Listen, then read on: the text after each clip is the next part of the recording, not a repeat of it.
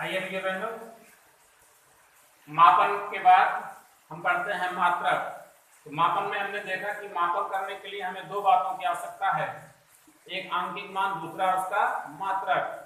तो मात्रक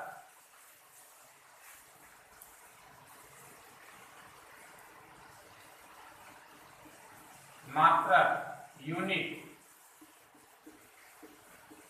जितनी भी भौतिक राशियां हैं सभी के कोई ना कोई क्या होंगे, उसके मात्रक जरूर होंगे। बिना मात्रक के कोई भौतिक राशि नहीं बनेगी।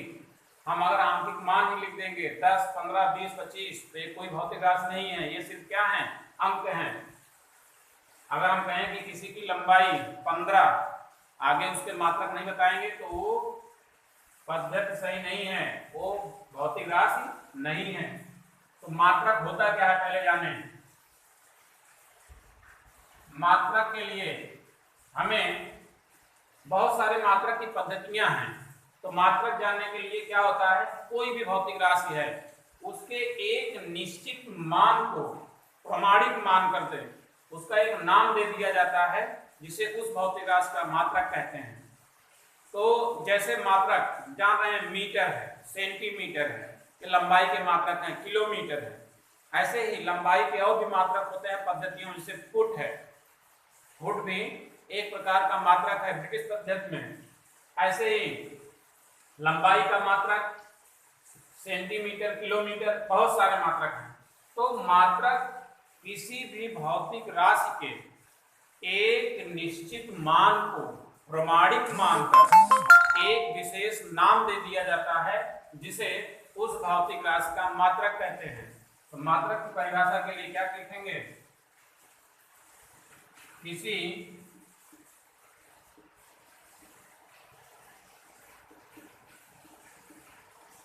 भौतिक राशि के एक निश्चित मान को, किसी भौतिक राशि के एक निश्चित मान को प्रमाणिक मानकर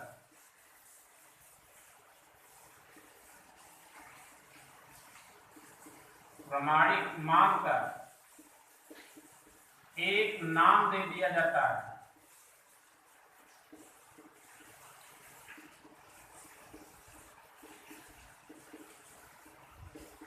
जिसे उस भौतिक राशि की मात्रक कहते हैं, जिसे उस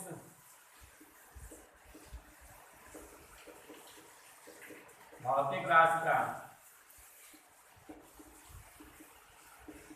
मात्रक कहते हैं। प्रमाणिक मतलब होता है स्टैंडर्ड। जैसे 1 मीटर है तो 1 मीटर जो यहाँ पर इंडिया में है, यही अमेरिका में, यही जापान में, यही था, मतलब कि पूरे विश्व में मान्य। प्रमाणिकता का आधार जरूरी नहीं है कि पूरे वर्ल्ड के ही आधार पर, विश्व के आधार पर हो सकता है कि कोई ऐसा भी मात्रक हो सकता है जो क्षेत्रीय हो।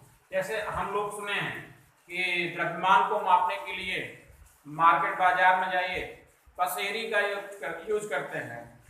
पसेरी, एक पसेरी।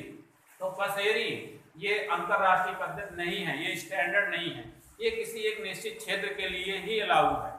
पसेरी का मतलब 5 किलोग्राम, हम जानते हैं 5 किलोग्राम, हो सकता है कि अन्य स्थान पर न जानते हो। जहां जानते हैं तो वहां पर उसका मान हो सकता है कि हाँ एक वो क्या है, इसका का मात्रक है पसेरी भी।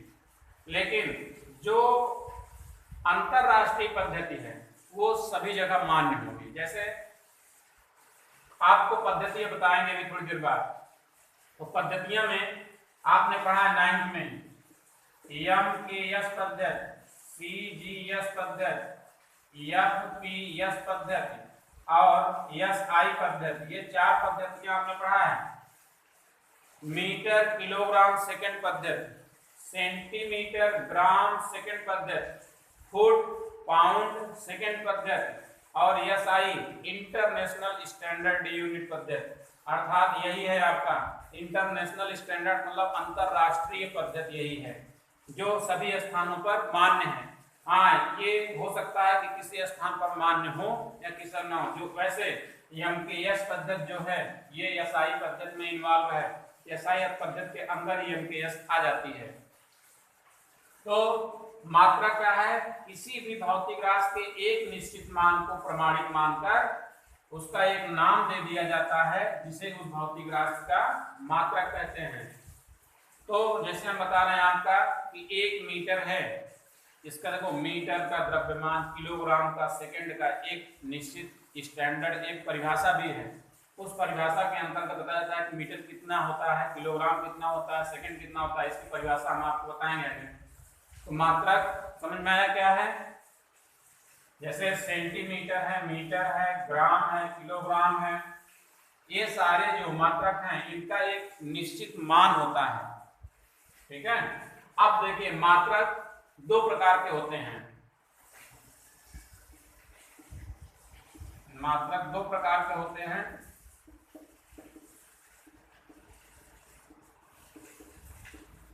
पहला मूल मात्रक,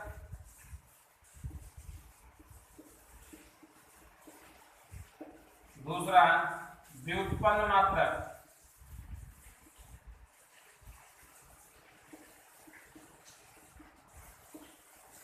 मूल मात्रक फंडामेंटल यूनिट्स, व्युत्पन्न मात्रक डिराइव्ड यूनिट्स। तो मूल मात्रक क्या होते हैं? मूल मात्रक वे मात्रक होते हैं जो मूल राशियों के द्वारा, मूल राशियों का व्यक्त किया जाता है। मूल राशियां जो हैं उनके जो मात्रक हैं वो मूल मात्रक कहलाते हैं।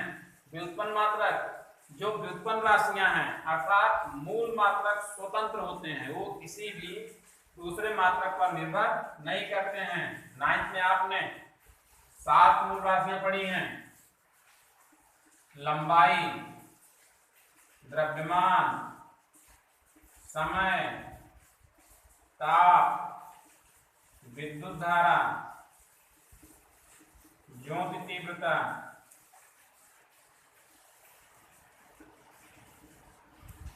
पदार्थ की आणविक मात्रा,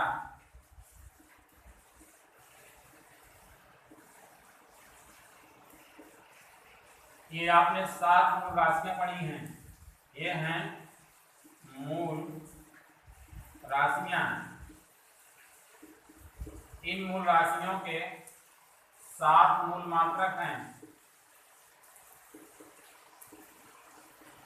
यही है मूल मात्रक। जैसे लंबाई का मीटर, द्रव्यमान का किलोग्राम, समय का सेकेंड, ताप का केल्विन, विद्युत धारा का एम्पियर, विद्युत तीव्रता का कैंडिला, पदार्थ की आणविक मात्रा का मोल। ये 7 मूल राशियों के 7 मूल मात्रक हैं। अब इन्हीं मात्रकों से अगर मिल करके कोई मात्रक बना हुआ है तो उसे कहेंगे क्या? व्युत्पन्न मात्रक। जैसे व्युत्पन्न मात्रक में मान लीजिए चाल है, चाल है, वेग है। चाल बराबर होता क्या है? चलिए चाल का मात्रक बराबर क्या है? चाल का सूत्र क्या होता है? दूरी बटे समय। इसका मतलब हो गया ऊपर दूरी है, नीचे क्या है? समय। तो दूरी का मात्रक और बटे में समय का मात्रक। अर्थात इसमें 2 मूल राशियां आ रही हैं। क्या क्या? दूरी भी आ रही है और समय भी आ रहा है। तो दूरी का जो मात्रक होता है, दूरी का लंबाई का मात्रक क्या होता है? मीटर। और बटे समय का मात्रक क्या होता है? सेकेंड।